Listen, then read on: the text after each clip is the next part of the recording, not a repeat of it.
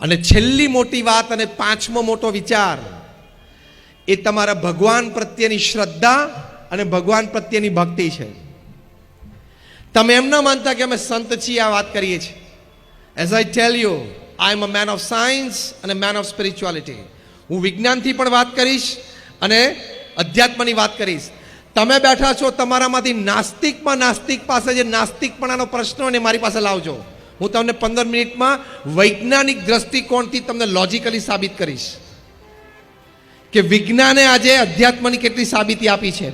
International કોન્ફરન્સીસમાં 50,000થી પણ વધારે research papers, survey papers by man of science, વૈજ્ઞાનિકો દ્વારા પ્રસ્તુત થયા છે, જેમાં ભગવાન પ્રત્યેની શ્રદ્ધા, ભગવાન પ્રત્યેની ભક્તિ, ભગવાનનું કંઈક નામ સ્મરણ, મંદિરે દર્શન, સંત સમાગમ, સત્શાસ્ત્રોનો અભ્યાસ, એવા કોઈક પ્રકારે તમે ભગવાન સાથેનો સંબંધ હશે, તમને ફિઝિકલ, મેન્ટલ, ઇમોશનલ, મોરલ કેટલો બધો લાભ થાય છે.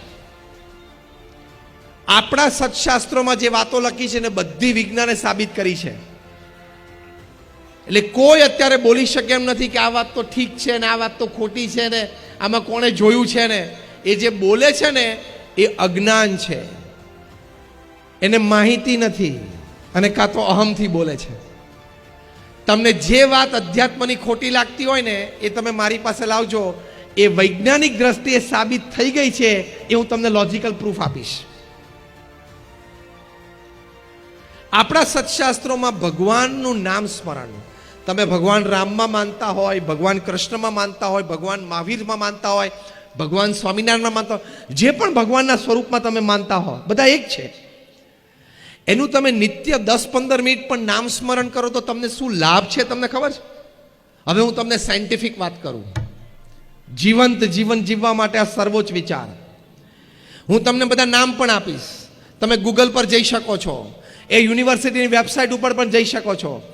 યુનિવર્સિટી ઓફ ફિલાડેલ્ફિયા અમેરિકામાં, યુનિવર્સિટી ઓફ પેન્સિલ્વેનિયા અમેરિકામાં, એના 2 વૈજ્ઞાનિકો doctor Andrew Newberg, doctor H.G. કોઈંગ, એમણે એક પ્રયોગ કર્યો.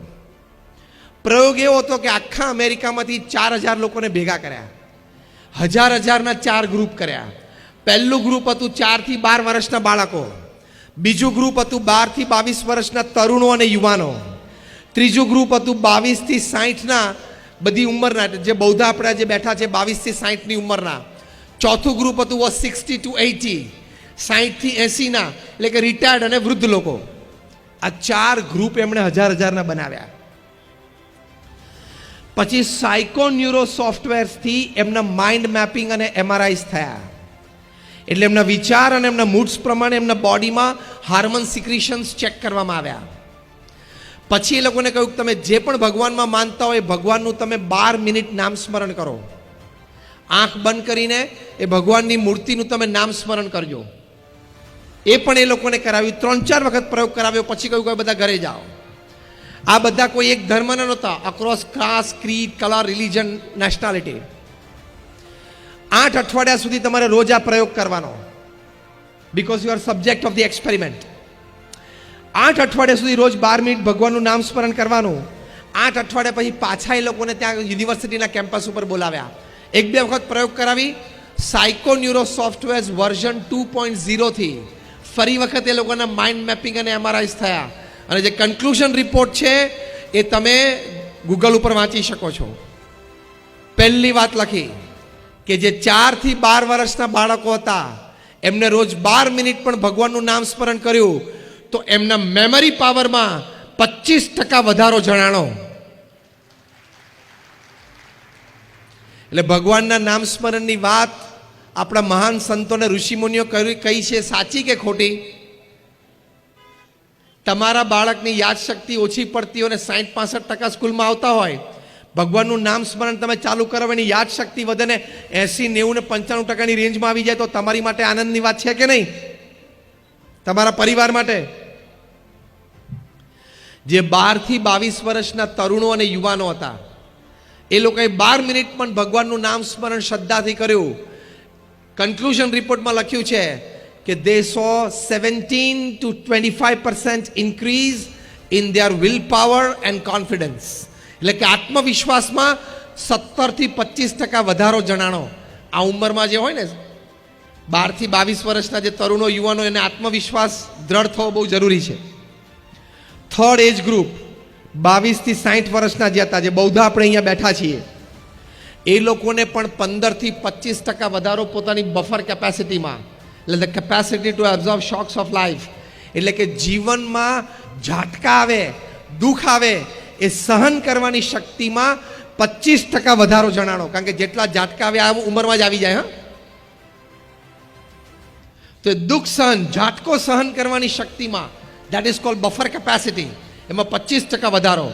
અને જે ઓલ્ડ એજ હતા, 60 થી 80 વર્ષના હતા, એ લોકોને તો બહુ જ મોટો લાભ થયો કે 12 મિનિટના નામ સ્મરણથી આ સાયકોન્યુરો સોફ્ટવેર્સના માઇન્ડ મેપિંગ અને એમઆરઆઈએ કહ્યું કે એ ઉંમરના લોકોને 15 થી 25% વધારો રોગ પ્રતિકારક શક્તિમાં જણાણો.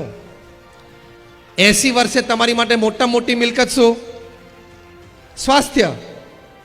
80 વર્ષની ઉંમરે તમે તમારી બધી જ ક્રિયા જાતે કરી શકો, હરીફરી શકો, બે પ્રસંગે જઈ શકો, તો એ તમારી માટે મોટા મોટી મિલકત છે. તો તમારા જીવનમાં એ સમયે વૃદ્ધાવસ્થામાં તમને રોગ પ્રતિકારક શક્તિમાં આટલો વધારો ભગવાનના નામ સ્મરણથી મળે છે. એટલે વોટ વોઝ પ્રૂવડ કે ભગવાનના નામ સ્મરણથી તમારી યાદ શક્તિ વધે છે, તમારો વિલ પાવર વધે છે, તમારો કોન્ફિડન્સ વધે છે, તમારી દુઃખ સહન કરવાની શક્તિ વધે છે, અને તમારી રોગ પ્રતિકારક શક્તિ વધે છે. હું કહું છું, સ્વર્ગની વાત ભૂલી જાઓ, મોક્ષની વાત કદાચ 1 સેકન્ડ માટે ભૂલી જાઓ, પણ આ 5નો લાભ લેવો હોય તો પણ ભગવાનનું નામ સ્મરણ રોજ કરવું જોઈએ કે ના કરવું જોઈએ? આ 5નો લાભ. Yes or no? Raise your hands. Yes or no? Yes. જે કરતા હોય એને અભિનંદન છે, ના કરતા હોય ચાલુ કરજો.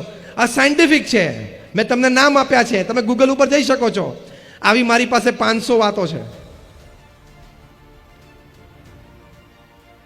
ગયા વર્ષે 2018ની સાલમાં જેને નોબેલ પ્રાઇઝ ફોર મેડિસિન મળ્યું, 2 ડોક્ટર્સ, ડોક્ટર તેસુકો હોન્જો, ડોક્ટર એલિસન. શેની માટે એમને નોબેલ પુરસ્કાર મળ્યો? મેડિસિન માટે. એમણે રિસર્ચ કરી, કેન્સરની નાબૂદી માટેની રિસર્ચ. કેન્સર થાય તો કીમોથેરાપી થાય, પછી સર્જરી આવે. આ લોકોએ એવું સાબિત કર્યું કે જ્યારે તમે નિર્જળા ઉપવાસ કરો છો, એટલે કે પાણીનું ટીપું પણ લેતા નથી, એવા 20 કલાક તમે ગાળો, તમારા શરીર અત્યંત ભૂખ્યું થયું હોય, 3 ટંક જમવાનું તમે છોડ્યું હોય, એટલે કે તમે વ્રતમાં છો કે તમે ઉપવાસમાં છો, એ વખતે તમારું બોડી છે એ મેલેશિયસ, મેલિગ્નન્ટ સેલ્સ ખાય છે. એટલે કે જે કેન્સરની કોષો છે ને, એને આ શરીર ખાઈ જાય છે. પછી એમણે વાત કરી કે આપણા શરીરનું જે સૈન્ય છે ને, WBC છે, વ્હાઇટ બ્લડ કાર્પસલ્સ, એમાં ટી સેલ્સ છે, આલ્ફાબેટિકલ ટી. એ સૌથી તાકાતવાર કોષો છે જે રોગના જર્મ્સ અને બેક્ટેરિયા સામે લડે છે.